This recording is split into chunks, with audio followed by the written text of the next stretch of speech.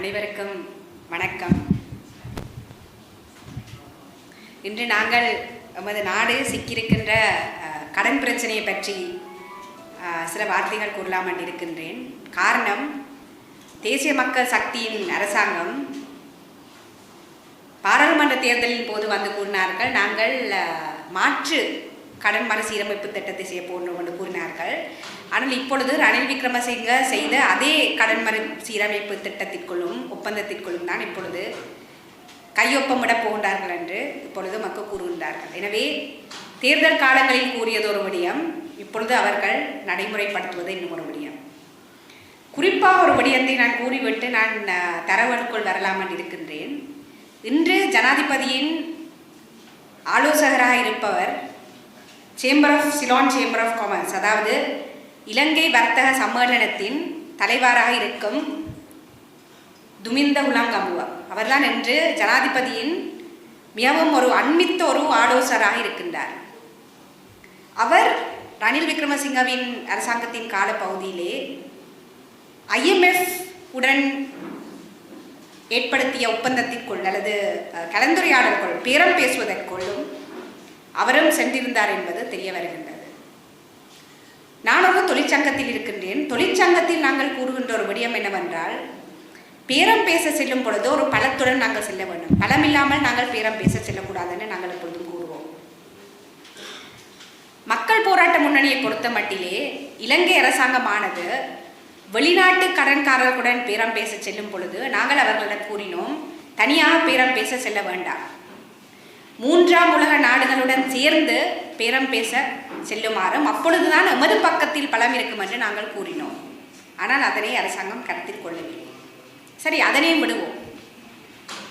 அதை ஒரு பக்கம் விட்டுவிட்டு பேரம் பேசும் பொழுது எமது பக்கத்திலும் கடன் கொடுத்தவர்களை வைத்துக்கொண்டு பேரம் பேச சென்றால், இரண்டு பக்கமும் கடன் கொடுத்தவர்கள் இருந்துதான் நமது கடன் மறுசீரமைப்பை பேரம் பேசிக்கொண்டு இருந்திருக்கிறார்கள் இவ்வளவு காலம். அது ஏன் அவ்வாறு கூறுகின்றேனால், இந்த சிலோன் சேம்பர் ஆஃப் காமர்ஸை எடுத்தோமானால் அவர்களின் உறுப்பினர்களே கிட்டத்தட்ட 1.8 பில்லியன் US$ கணக்கிலான சர்வதேச பிணைகளை எமது அரசாங்கத்துக்கு கடன் கொடுத்திருக்கின்றார்கள்.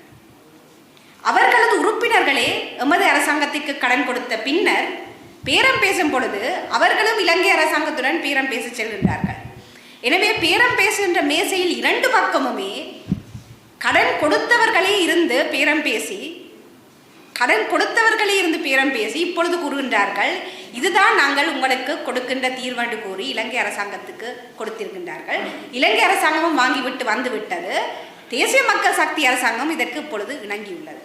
எனவே இதுதான் இலங்கையிலே காணப்படுகின்ற கடன் மறுசீரமைப்பு திட்டத்திலே மிகவும் ஒரு வேடிக்கையான விடயம் என்னவென்றால், இரண்டு பக்கமுமே கடன் கொடுத்தவர்கள் இருந்து பேரம் பேசி வந்தொரு திட்டம் தான் என்று இலங்கையிலே இந்த திட்டமாக நாங்கள் இன்று நடைமுறைப்படுத்த போகின்றோம் என்று இந்த அரசாங்கமும் கூறியிருக்கின்றது. எனவே மக்களை இது முற்றுமுழுதாக ஏமாற்றுகின்ற வேலையாகவே நாங்கள் தேசிய மக்கள் சக்தி மக்களை முற்றுமுழுதாக ஏமாற்றுகின்ற வேலையாகவே நாங்கள் இதனை கருதுகின்றோம். இந்த கடன் மறுசீரமைப்பு திட்டத்தின் 2-3 தரவுகளை நாங்கள் பார்க்க வேண்டும். தரவுகளை பார்த்தோமானால், IMF 2 விதமான தரவுகளுடன் நமக்கு வந்திருக்கிறது. ஒன்று, எமது தேசிய உற்பத்தியானது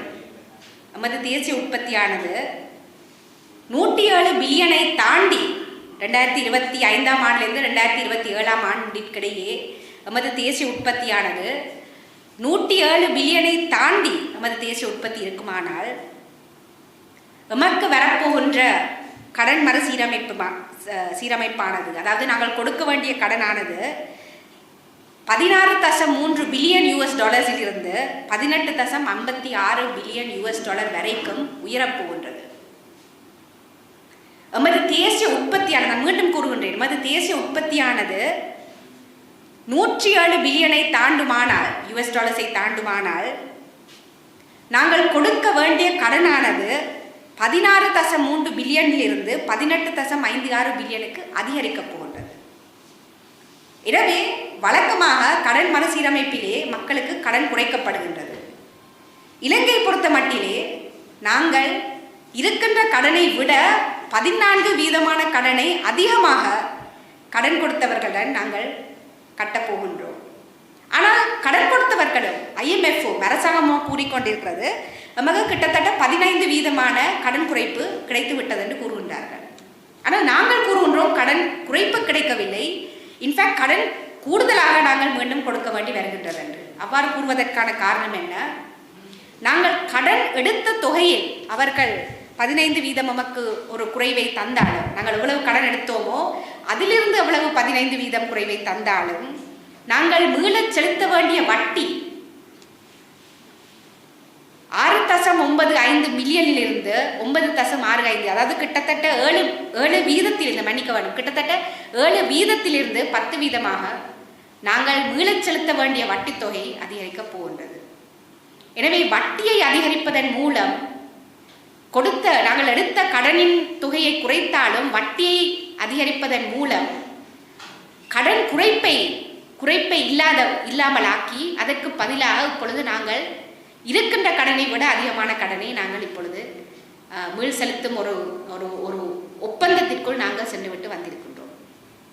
அது ஒரு பக்கம் இருக்க, 2025 ஆண்டிலிருந்து 2027 ஆண்டிற்கிடையில் எமது தேசிய உற்பத்தியானது 99 பில்லியனை விட அதிகமாக எமது தேசிய உற்பத்தி வருமானால் எமது வட்டி வீதத்திலே 6.8 வட்டி வீதத்திலிருந்து நமக்கு சற்று வட்டி குறைய போன்றது, 6.5 வீதத்துக்கு வட்டி குறைய போன்றது.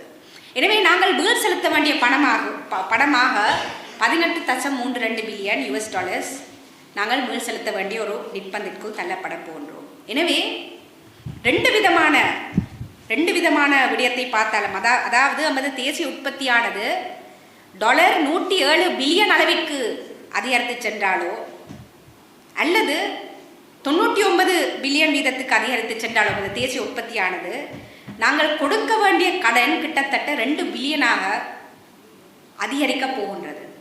எனவே எமக்கு கிடைத்தது, இலங்கை நாட்டிற்கு கிடைத்தது கடன் மறுசீரமைப்பு அல்லது கடன் மறுசீரமைப்பு குறைப்பு அல்ல, மாறாக இந்த கடன் மறுசீரமைப்பின் மூலம் நாங்கள் இப்பொழுது நமக்கு கடன் கொடுத்தவர்களுக்கு நாங்கள் நமது மேலும் பணத்தை அதிகரித்தே நாங்கள் மீள செலுத்துகின்றவாறு தான் இந்த கடன் மறுசீரமைப்பு திட்டமானது உருவாக்கப்பட்டிருக்கின்றது. இலங்கை நாட்டை பொறுத்த மட்டிலே கிட்டத்தட்ட 25% மக்கள் வறுமை கோட்டின் கீழே இருக்கின்றார்கள். இவ்வாறான நாடுகளில், வறுமை கோட்டின் கீழ் இருக்கின்ற நாடுகளில் உலக வங்கி மேலும் ஐக்கிய நாடுகள் சபை போன்ற நிறுவனங்கள் கூட கூறியிருக்கின்றது, எம்மை போன்ற நாடுகளிலே தேசிய உற்பத்திக்கும் கடனிற்கும் இடையிலான வீதாசாரம் 50% மேல் சென்றால் அது ஒரு நெருக்கடியில் இருக்கின்ற நாடாகவே கருதப்பட வேண்டும் என்று உலக வங்கியும் ஐக்கிய நாடுகள் சபையும் போன்ற நிறுவனங்கள் இன்று வரைக்கும் கூறி வருகின்றது. எம்மை போன்ற நாடுகளிலே எமது கடனிற்கும் தேசிய உற்பத்திக்கும் இடையிலான வீதாசாரம் 50% அதிகரிக்குமானால் அது ஒரு கடன் நெருக்கடியில் இருக்கின்ற நாடாகவே கருதப்படும் என்று உலக வங்கியும் ஐக்கிய நாடுகள் சபை போன்ற நிறுவனங்கள் கூறி வந்திருக்கின்றது. ஆனால் எமது நாட்டிலே எமது தேசிய உற்பத்திக்கும் கடனுக்கும் இடையிலான இருந்த வீதாசாரம் 113 வீதமாக இருந்த கடன் வீதாசாரத்திலே இப்பொழுது IMF கூறுகின்றது 95 வீதமாக எமது தேசிய உற்பத்திக்கும் கடன் தொகைக்கும் இடையிலான வீதாசாரத்தை 95 வீதமாக குறைக்க வேண்டும் என்று. அது குறைத்தால் நமது நாடானது சற்று ஒரு ஸ்டெபிலைசேஷன் இடத்துக்கு வந்துவிடும் என்று கூறி IMF கூறுகின்றது. 95 வீதம் கொண்ட தேசிய உற்பத்திக்கும் கடனுக்கும் இடையிலான வீதாசாரம் 95 வீதமாக வைத்திருக்க வேண்டும் என்று IMF கூறியபடியினால்தான் இன்று எமக்கு கொடுத்திருக்கின்ற கடன் மறுசீரமைப்பு திட்டமானது எந்த விதமான கடன் குறைப்பும் இல்லாமல் எமக்கு ஒரு திட்டம் இப்பொழுது எமது கையில், எமது மக்கள் மீது இந்த திட்டமானது திணிக்கப்பட்டு காணப்படுகின்றது. மிகவும் சுருக்கமாக 2025 ஆண்டு என்ன நடக்கப் போகின்றது? மீள செலுத்த வேண்டிய கடன் தொகை 1.8 5 பில்லியன் நமது வெளிநாட்டு கடன் தொகையை பார்த்தோமானால் 2025ஆம் ஆண்டு நாங்கள் கிட்டத்தட்ட 1.85 பில்லியன் US$ பெறுமதியான கடனை நாங்கள் மேல் செலுத்த வேண்டும். அது மட்டுமல்லாமல் இப்பொழுது அரசாங்கம் கூறுகின்றது நாங்கள் வாகனங்களை இறக்குமதி செய்ய போகின்றோம் என்று அரசாங்கம் கூறுகின்றது. வாகனங்களை இறக்குமதி செய்ய போகின்றோம் என்று அதற்கு இன்னும் ஒரு 1.5 பில்லியன்.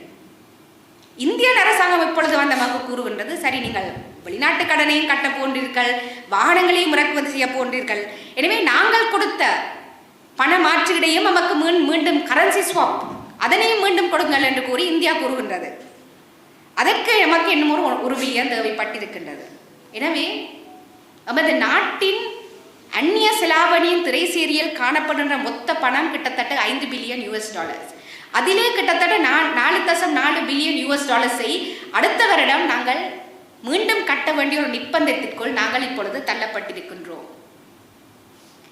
2022ஆம் ஆண்டு எந்த காரணங்களுக்காக நாங்கள் ஒரு வங்குரோந்து நாடாக தள்ளப்பட்டிருந்தோமோ அதே காரணங்களை அதே விடயங்களை இந்த அரசாங்கம் எமது மக்கள் மீது திணிப்பதற்கு இப்பொழுது முயற்சி செய்து கொண்டிருக்கின்றது. ஆனால் எமது நாடு எவ்வாறு வங்குரோந்தான ஒரு நாடாக இருந்ததோ அதே போன்று தான் கானா போன்ற நாடுகளும் வங்குரோந்தாக இருந்தது. அவர்கள் ஐஎம்எஃபிடம் ஓடி செல்லவில்லை. அவர்கள் தமது கடனை ஆடிட் செய்து வெளிநாட்டு கடன்காரர்களிடம் பேரம் பேசி கிட்டத்தட்ட 37% கடன் மறுசீரமைப்பை அவர்களது நாட்டிற்கு பெற்றுக் கொண்டிருக்கிறார்கள். நாங்கள் பெற்ற கடன் மறுசீரமைப்பதான் நாங்கள் பெற்ற கடன் குறைப்பானது கிட்டத்தட்ட 0. ஆனால் கானா போன்ற நாடுகள் கிட்டத்தட்ட 37% கடன் மறுசீரமைப்பை அவர்கள் பேரம் பேசி கடன்காரர்களுடன் பேரம் பேசி பெற்றிருக்கின்றார்கள். இதுதான் என்று நாங்கள் எமது நாடு என்று காணப்படுகின்ற துக்ககரமான விடயம்.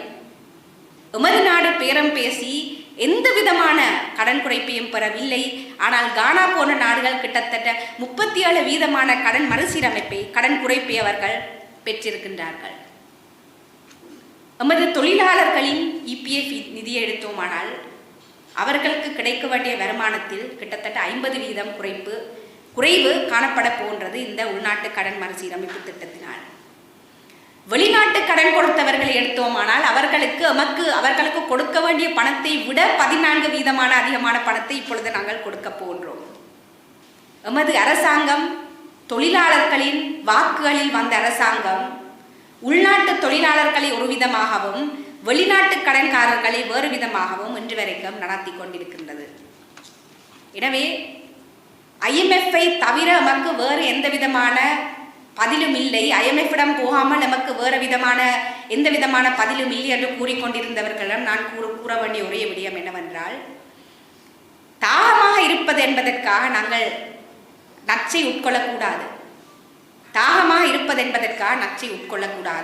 இந்த IMF-இன் திட்டத்தின் மூலம் இதனைத்தான் நாங்கள் செய்து கொண்டிருக்கின்றோம். I just want to perhaps translate one part of my speech which I think is important for us to reflect.